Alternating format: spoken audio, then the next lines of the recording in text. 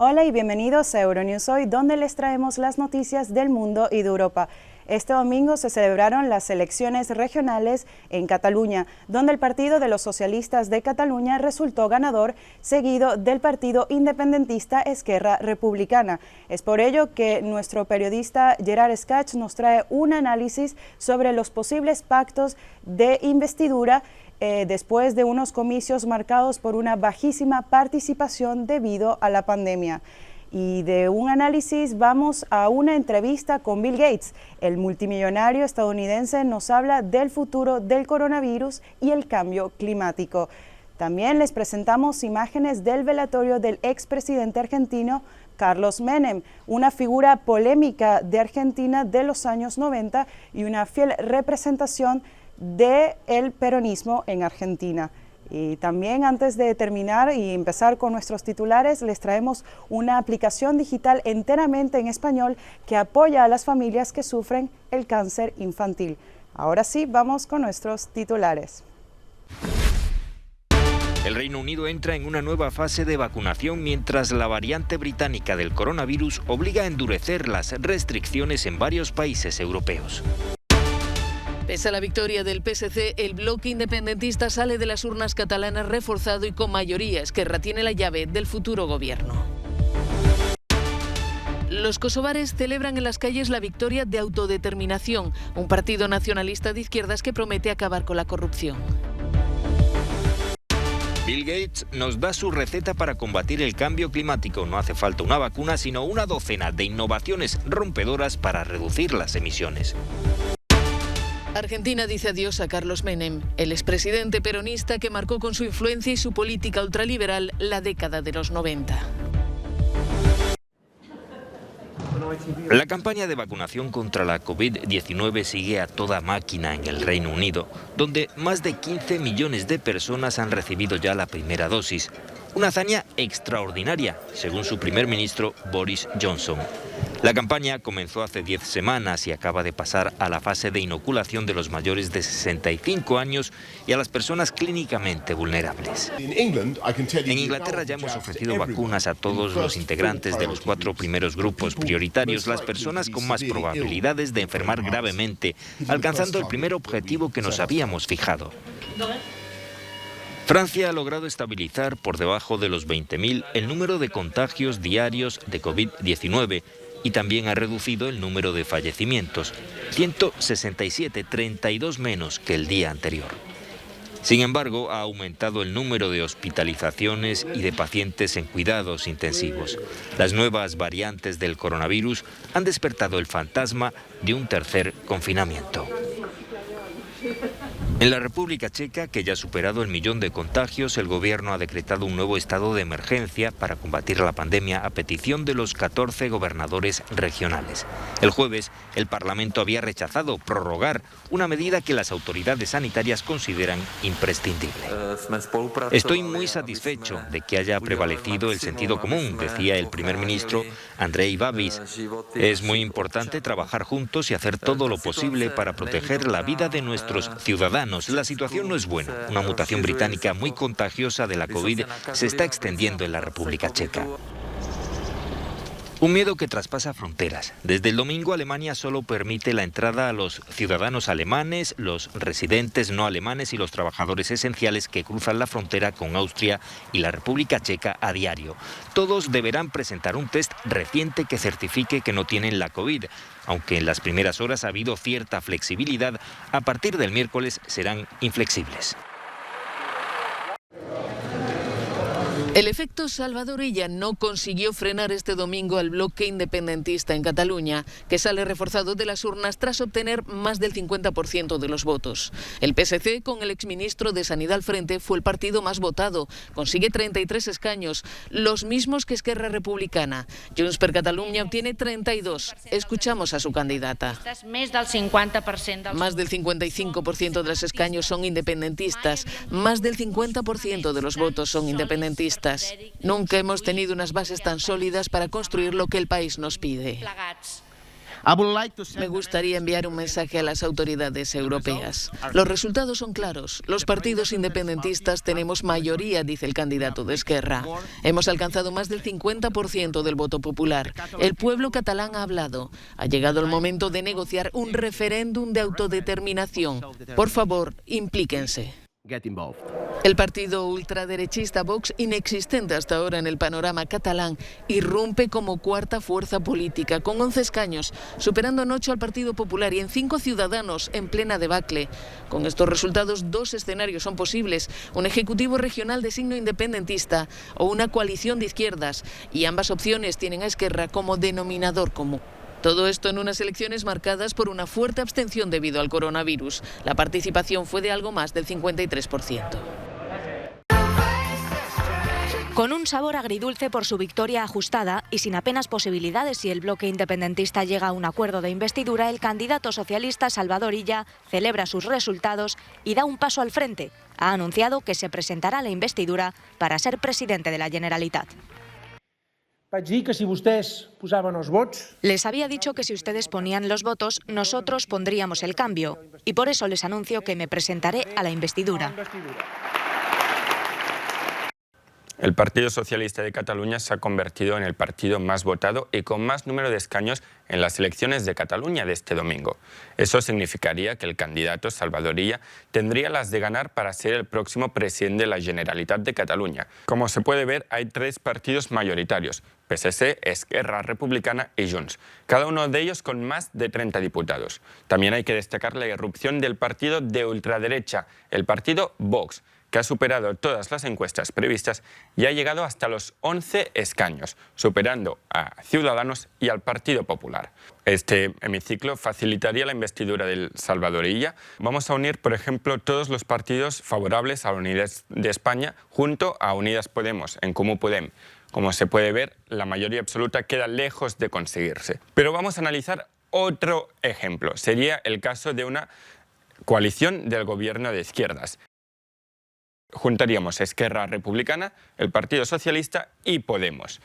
Pero este caso, esta opción tampoco es viable porque, de hecho, Esquerra Republicana ya dijo desde un principio que no apoyaría ningún gobierno socialista. Y además, ¿cómo lo sabemos? Porque Pere Aragonés, el líder de Esquerra Republicana, ya anunció este domingo que se presentaría a la investidura. Y queda una tercera opción. Sería una coalición de los independentistas. Sería Esquerra Republicana, Junts y en la CUP Guanyem. Concretamente, en este caso, llegarían hasta los 74 diputados. Nunca antes se había tenido una mayoría tan grande en el Parlamento catalán de los partidos independentistas. De hecho, en estas elecciones han llegado a superar el 50% de los votos. Claro, en este caso sí que tendríamos una investidura posible, ya que se obtendría superada la mayoría absoluta. Claro, hay que destacar que esta opción, este caso, sería casi repetir el gobierno de coalición que llevó a un fracaso y que llevó a los catalanes a las urnas. ¿Por qué? Porque hasta hace un año Junts y Esquerra Republicana gobernaban conjuntamente y, como dijo el presidente Quim Torra, el gobierno fracasó. El único cambio que se puede destacar en este caso es que Esquerra ha superado a Junts en un diputado. Y eso pasa que Junts deje de ser la primera fuerza líder independentista en el Parlamento catalán. Claro, hay que ver si no fuese posible que Pere Aragonés, líder de Esquerra Republicana, consiguiese el soporte de la CUP. ¿Qué pasaría entonces?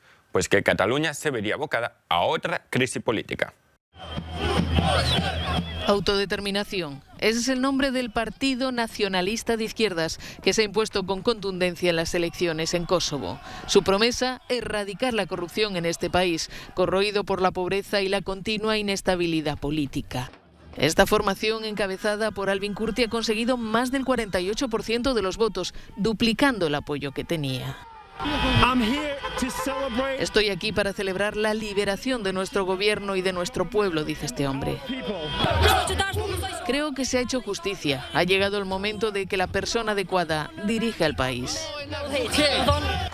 Albin Kurti, que pasó 2 años preso en las cárceles serbias, acusa a las élites kosovares de haber dilapidado con corrupción y mala gestión los primeros años de independencia del territorio. Hemos ganado este referéndum por la justicia, por el empleo y contra la corrupción, afirma. Es algo inédito desde la guerra. Pese a su rotunda victoria, la formación de gobierno se anuncia complicada, pues al no contar con mayoría absoluta tendrá que negociar con las otras formaciones, entre las que existen grandes rivalidades. En segundo lugar, con el 17% de los votos ha quedado el Partido Democrático de Kosovo, surgido de la guerrilla separatista que luchó contra Serbia, y en tercer lugar, la conservadora Liga Democrática. El futuro gobierno tendrá como reto mejorar la maltrecha economía. El desempleo entre los jóvenes supera el 50%. Otro capítulo pendiente es la normalización de las relaciones con Serbia, que más de 20 años después del final de la guerra sigue sin reconocer la independencia de su antigua provincia. En las bodegas de este carguero ruso han partido hacia la Estación Espacial Internacional 2,5 toneladas de provisiones, agua potable, combustible, materiales y equipos científicos. El lanzamiento se produjo desde el cosmódromo de Baikonur gracias a un cohete Soyuz. El Progress M-16 se acoplará el miércoles a la estación, donde espera su llegada una tripulación compuesta por 2 rusos, 4 estadounidenses y un japonés. La nave transporta, entre otros equipos, un aparato llamado fotobioreactor para efectuar experimentos de obtención de oxígeno con la ayuda de algas y bacterias. El multimillonario Bill Gates, cofundador de Microsoft y filántropo centrado en la pobreza y la salud, también quiere salvar el planeta. Acaba de publicar cómo evitar un desastre climático, donde asegura que es mucho más fácil acabar con la pandemia que resolver la crisis climática. Es nuestro invitado en Global Conversation. ¿Hay una vacuna contra el cambio climático? No, necesitamos más de una docena de innovaciones rompedoras, debido a todas estas fuentes de emisiones. No se trata solo de los coches eléctricos, no se trata solo del combustible verde para la aviación, no se trata solo de la carne artificial. Hay mucho que hacer en la industria y la agricultura, en la construcción y en el transporte. El daño y la destrucción permanente de los ecosistemas naturales es mucho, mucho peor que incluso el pico de la pandemia. Me pregunto qué opina del Pacto Verde Europeo, que vincula los fondos de recuperación del coronavirus con las inversiones verdes. No se recibe dinero si no se invierte en algo ecológico. ¿Están yendo lo suficientemente lejos? Bueno, creo que es fantástico, es un gran compromiso. Creo que el impacto dependerá de la calidad de esos proyectos. Y por eso nuestro equipo científico, que ha financiado todas estas empresas de nueva creación, intentará colaborar con Europa en la medida de lo posible en esos proyectos, porque hay que probar cosas a escala. Muchos de nuestros espectadores han preguntado por las soluciones basadas en la naturaleza, como plantar árboles para eliminar el CO2 de la atmósfera. ¿Es una forma válida de avanzar? Si dices que vas a compensar algo, tienes que pensar que los árboles se queman o mueren cada 40 años. El coste por tonelada para financiar eso durante, digamos, 4.000 años es muy, muy alto. Así que deshacerse de las emisiones en estos procesos será la única manera de hacer frente a los 51.000 millones de toneladas de gases de efecto invernadero que se emiten cada año. Bill Gates, gracias por ser nuestro invitado de hoy en Global Conversation. La energía fotovoltaica, las plantas geotérmicas, la seguridad sísmica y la educación medioambiental son algunos de los requisitos para el futuro conforme al Pacto Verde Europeo. Balsamoggia, en las afueras de Bolonia, representa el primer modelo en Italia de ciudad en transición. La escuela primaria, que acoge a 300 niños, tiene una estructura energética muy sofisticada.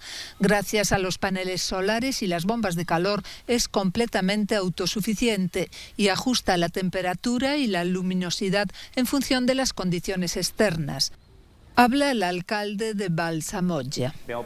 Tomamos un proyecto existente con la convicción de poder transformarlo utilizando los principios de la transición energética, o sea, construir una escuela completamente libre de combustibles fósiles. Nos dijeron que estábamos locos y que nunca lo conseguiríamos. Pues sí, hemos sido capaces de construir la primera escuela de Italia alimentada únicamente por fuentes renovables. ¿Representan los lugares como este la visión de nuestro futuro? La gente de aquí cree que sí, les apasiona porque creen que han encontrado la manera de hacerlo. Todo el mundo está involucrado en las decisiones. Fácil de decir, pero difícil de hacer, aunque no para ellos.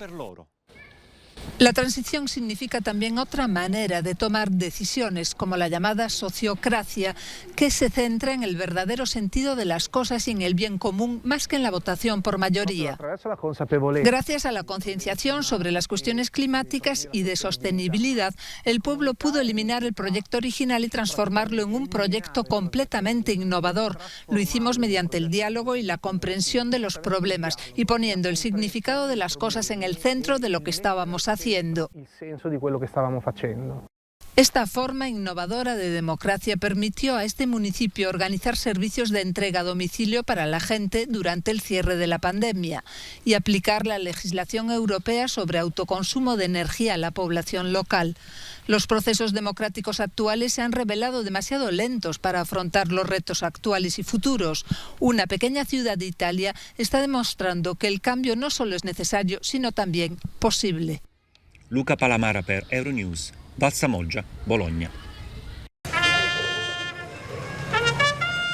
Argentina dice adiós a Carlos Saúl Menem, el influyente y polémico expresidente peronista que marcó la década de los 90.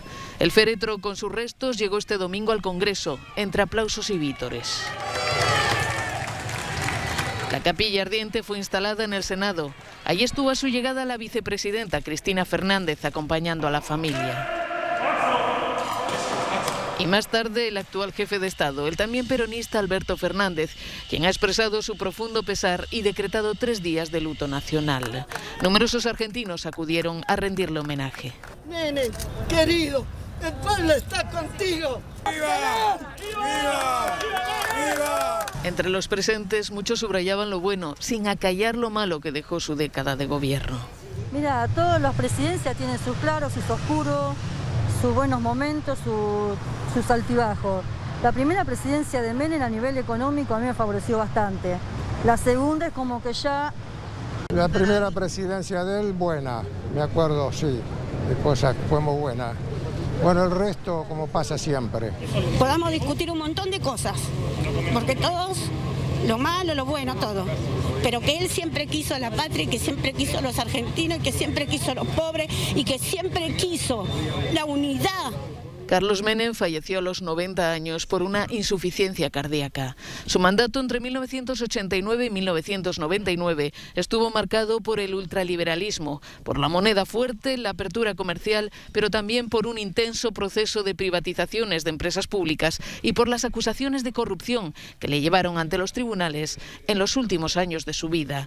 Gobiernos y políticos latinoamericanos han honrado su memoria. Vecinos como Chile o Uruguay destacaron a un amigo, mientras los mandatarios de Colombia y Ecuador expresaron sus condolencias a la familia y los correligionarios del expresidente. Recibir un diagnóstico de cáncer infantil es un auténtico shock para las familias que convierte su vida en un caos lleno de datos y ansiedad difíciles de gestionar. Cuando a un hijo le diagnostican cáncer se acumulan un montón de emociones. Entre ellas está el miedo, la incertidumbre, la ira, la incomprensión. Nos vemos abrumados por una gran cantidad de datos, como son el diagnóstico, el pronóstico, tratamientos, cirugías, derivaciones a otros hospitales. Paula Rodríguez es una de esas familias. Desde la Asociación Galván de Asturias, en el norte de España, a la que pertenece, ha buscado la manera de generar cierto control sobre la enfermedad de los niños.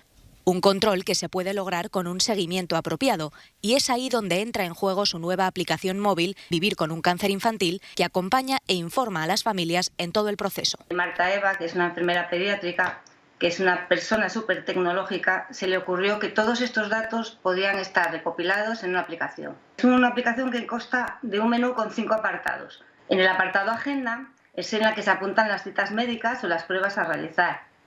Otro, el estado de situación, que contesta la pregunta ¿cómo te encuentras hoy? Y se refiere al ánimo o a la alimentación, a las relaciones sociales, al juego, al nivel de dolor que tiene el niño o el ejercicio que hace. Y con los resultados de estas encuestas diarias nos proporciona unas gráficas donde se puede ver la evolución. Además del apoyo en el tratamiento, esta primera APP en español brinda un apoyo emocional a las familias a lo largo de todo el proceso y contribuye a crear una comunidad. Los padres y las madres que estamos en ese proceso hacemos una familia fuera de nuestro hogar que se llama la familia del hospital, ¿no? Entonces, además de la parte más dura que puede ser el hospital, tiene una agenda también para la parte de ocio que también es fundamental para los niños con cáncer. Cada año 1.500 niños son diagnosticados con cáncer en España, aunque con un 80% de supervivencia. Cada cáncer es diferente y cada paciente también. Y por eso se considera una enfermedad rara sobre la que escasea la investigación. La pandemia COVID-19 ha añadido una nueva variable a la atención a los niños y adolescentes con cáncer, especialmente en los meses más duros, ¿no?, con la actividad de los servicios sanitarios restringidos o muy limitados. Esto también ha provocado pues, que nuestras financiaciones se hayan visto disminuidas muchísimo, ¿no?, porque antes nosotros nos financiamos con eventos y entonces nos estamos reinventando haciendo cosas virtuales. En el Día del Cáncer Infantil, Paula recuerda la importancia de un diagnóstico temprano de los menores para una mejor supervivencia. Prioridad. La acogida de su iniciativa en Asturias ha sido muy positiva. Ahora su deseo es que llegue a todas las familias y que todo el mundo la pueda utilizar de forma gratuita. Eso ha sido todo por hoy. Gracias por vernos. Recuerden que pueden escribirnos en nuestras redes sociales y encontrar más información en nuestra página web. Los dejamos con nuestro no comment del día. Muchísimas gracias.